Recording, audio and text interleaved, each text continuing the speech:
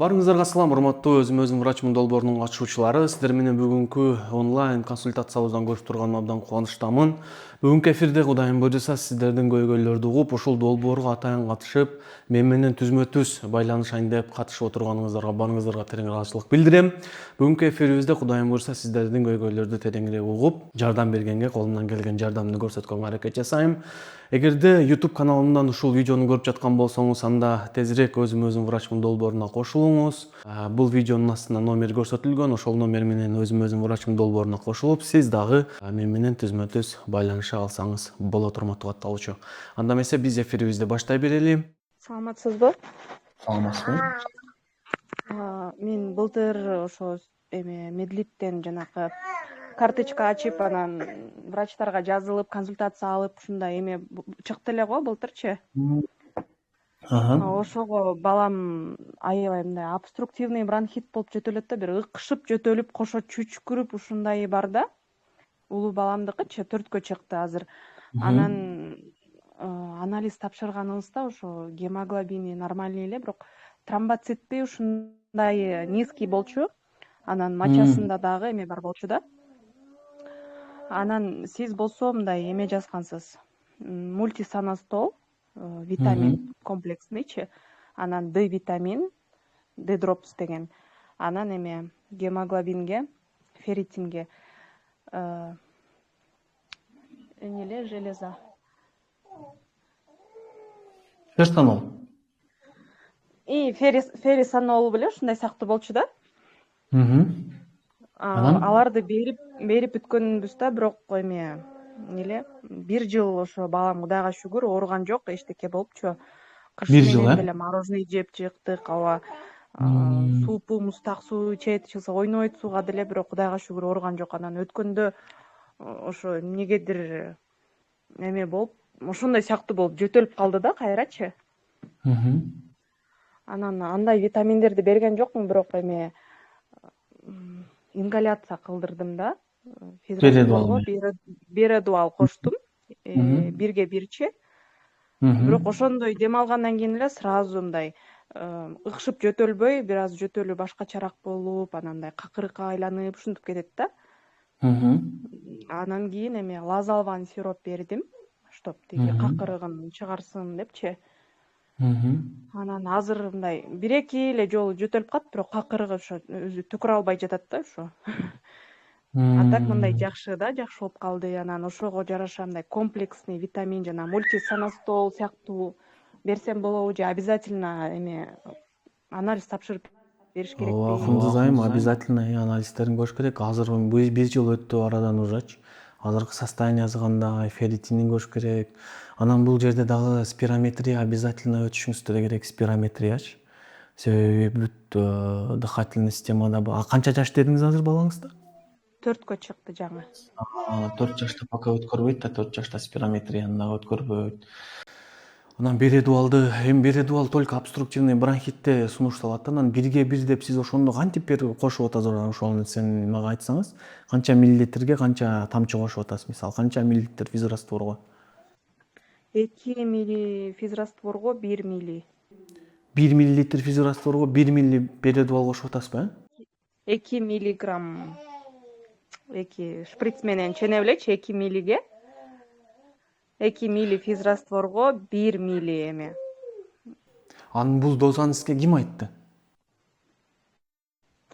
Биз ошо сизге кайрылганга чейин биз январь айында эмеге барганбыз да, могу педиатрический служба бар го, Сухобаторо магистральдачы. Ошол жерге барганда буга сразу дексаметазон сайышкан да, жамбашкачы. Жөтөлүн эметебиз депчи. Анан жок, сайбай эле койбойсуңарбы десек, ыкшып жөтөлүп атпайбы деп ушинтип койду да. Анан кылышты. Амоксацилин жазган ошол жактан, детский дозировка. Анан диазолин жазышты. Дагы. Анан мен сразу айттым да, эмне деген диагноз коюп бересиз? Диагнозун чыгарып туруп, анан кийин жазасызбы десем, обструктивный бронхит деп койду да. Анан мындай эле дем алтып, ингаляция эле кылсак болбойбу десем, башка жазган, небутамолбу ушундай жазды да. Анан небутамолду эметкен жокпуз. Сиздин эмелериңизден карасам, Инстаграмдан алар мындай болбойт деген сыяктуу экен да. Анан башкасын айтсаңыз десем, ошо анда 2 миллиграммга ушундай кылып кошуп дем алсаңар болот, 2-3 маал деди да. Өзү негизи мындай мен сизге ушул жерден айтып кетейин, бередуал бул всегда капля түрүндө кошулат да, миллилитр менен эсептелбеш керек болчу. Бул всегда бул баягы растворун аласыздар да сиздерчи, атайын ал капля менен эсептелиш керек да. Айрыкча мисалы 4 жашар балдарга да бул да доза индивидуалдуу түрдө аныкталыш керек да. Ошол нерсеге да көңүл буруп коюшуңуз керек. Себеби дегенде доза туура эмес болуп калса дагы жанагынтип кайра терс таасир берип коюшу мүмкүн. Анан бередуалда дагы көпчүлүк учурда обструктивный бронхитте гана сунушталат да, баягы өпкөдө хрип болуп, ушундай болот го. Ошол учурда ингаляция сунушталат негизичи. Атак эми ОРВИ себептүү аркы берки болуп, бала жөтөлүп, какырыктар чыгып, ары эле жакшы болуп атса, негизи ингаляция эле сунуштала бербейт көпчүлүк учурдачы. Анан бередуалды всегда вот 3 мл физрастворго кошуш керек болот.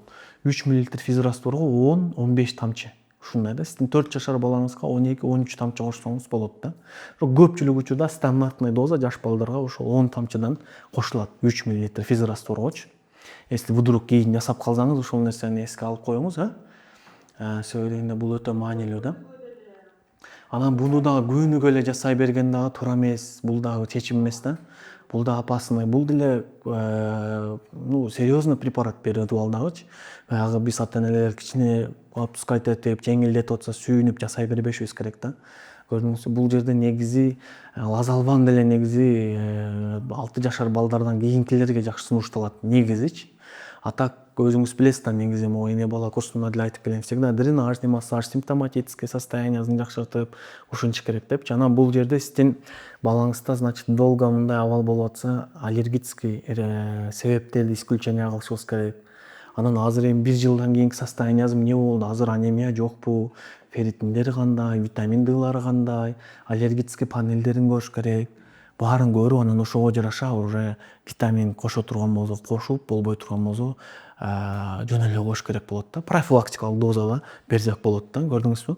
Анан сиз дагы көрдүңүзбү, бул жерде ошол бир эле жолу, бир этапта витамин берип койгонсуз, бирок профилактикалык дозага өткөргөн эмес да. Негизи ар бир ата-эне мындай билиш керек да. Бала ошол мен дайыма айтып келем го, чоңойгонго чейин, жок дегенде 12 жашка чыкканга чейин или лечебный дозада бериш керек, мисалы элементарный витамин Д'нычы, или профилактикалык дозада. Эки эле жол бар да, көрдүңүзбү? Бербей коюу деген болбош керек да, көрдүңүзбү? Азыр менин түшүнгөнүм боюнча сиз почти 1 жыл бербедиңиз витамин Д. Былтыр ошо сизге айттым да, профилактика 1 ай ичинде бердиңиз, ошол бойдон токтоду, да? ооба, ошо андан кийин дальше бере берсем болобу десем, сиз болсо эме деп койдуңуз. Муну берип бүткүлө 1 айдан кийин көрөбүз депчи. Анан ошол бойдон көрбөдүк. Анан кийин жанакы немеге система жоюлуп кетти. Сиз чыгарганчы жана. Көзөмөлгө жазыла албай калдыңыз анан. Анан сиздин консультацияңызды карасам уже почти аябай баасы да жакшы экен, анан ошо менен кайра жазыла албай калдым да. Негизи ошону убагында сизден сурагам да. Профилактикалык өзү ошондой да, ар дайым баягы көрүп, негизи ар ай сайын өзгөртүп турган жакшы. Биринчи баягы если реальный дефицит болсо, биринчи айда лечебный дозаны кылгандан кийин нормага келет го. Андан кийин уже профилактикага өтүш керек да, анализди кайра көрүпчү. Эми азыр сиздин негизги запросту мен түшүнүгүм боюнча азыр эми дальнейший мурунку берген витаминдерди берсем болобу, жеп эмне кылайын, анализ көрөйүнбү деген запрос болуп атат. Сизге сунушум азыр лучше анализдерин кайра баарын бир текшергенди сунуштайт элем.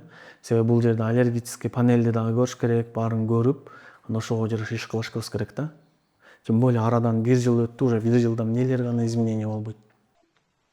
Ооба, 1 жыл өтүп кетти. Негизи ошо былтыр Д витамин тапшырганда прям дефицит болчу да, Д витаминичи. Анан Д дропсту ичкенбиз да, ошондочу. Көрдүңүзбү? Эми кайра көрүш керек, анализдерди кайра көрүп, азыр эми кандай болот, кандай состоянияда азыркы алабалы, ошого жараша уже дозасын аныкташыбыз керек. Эми мынакей мондай дозада аласыздар, мынча ичиресиздер, мынча ичиргенден кийин кайра көрөбүз. Ал жерден кийин кайра дозасын көргөндөн кийин кайра өзгөртөбүз, план леченияны изменение кылабыз. Мындай системный подход менен иш алып барганда анан жакшы болот да, Кундуз айым. ошондо эме менеджерге кандай эме деп жазып коюшум керекпи же кандай анализдерди тапшырсам болот? Так, сиздер пока 1 айлыктан деле баштап турсаңыздар болот. Пока 1 айлык көзөмөлдөн делечи. 1 айлык көзөмөлгө жазылып, мүмкүнчүлүккө жарашачы. Анан ошол эгерде мүмкүнчүлүк жетсе, баардыгы жакшы болсо, 6 айлыкка жазылсаңыздар андан жакшы болот. Мүмкүнчүлүккө карай 1 айлыкка жазылып, ошол жерден уже по ходу анамнезди дагы бир сыйра чогултуп, азыркы состояниясын бир сыйра көрүп, уже мен дагы дополнительный анализдер жазып берип, ошолорду тапшырып, анан мага результатын жөнөтөбүз. 1 ай ичинде бул нерселердин баарын кыла алабыз да. Анан уже план лечения түзүлөт. Ошол анализдердин деңгээлине жарашачы. Может быть, азыр бүт анализдер идеальный чыгышы мүмкүн. Могу жөтөлү, могу состояниясы вообще башка причина себептүү болушу мүмкүн да, көрдүңүзбү? Бул дагы биз билбейбиз да, аны көрмөйүнчөчү, көрдүңүзбү? Ошого всегда сөзсүз түрдө көрүп, анан ошого жараша иш кылышыбыз керек. Менеджерге жазыңыз, жазып туруп, жок деген ошо 1 айлык көзөмөлгө жазылып, уже медлитте медкарта ачыңыз, балаңызга полноценный бүт мурунку историясын жазып, уже ошол жактан уже мен сизге анамнестик суроолорду дополнительно түзүп берем, анан дальше уже иш алып барабыз да. Негизи медкартасы бар, бирок аны кандай кылабыз? Медлиттечи. Ал мурунку медкарта эмес, жаңы ачасыз да, доступ ачат сизге жаңы консультацияга. Азыр приложение өзгөрүп кетпедиби? Ошол жактан уже сизге доступ ачып, 1 айлык көзөмөлгө ошол жактан байланышсак болот да. Хорошо. Ошондой болот Кундуз айым. Макул. Урматтуу катталуучулар, анда эмесе биздин эфирге бөлгөн убактыбыз дагы аягына келип жетти. Кудайым буйруса, кийинки онлайн консультациядан көрүшкөнчө амандыкта туруңуздар. Кимдин эгер суроосуна жооп берилбей калган болсо, ким жетишпей калган болсо, кийинкиде эртерээк кошулганга аракет кылыңыздар.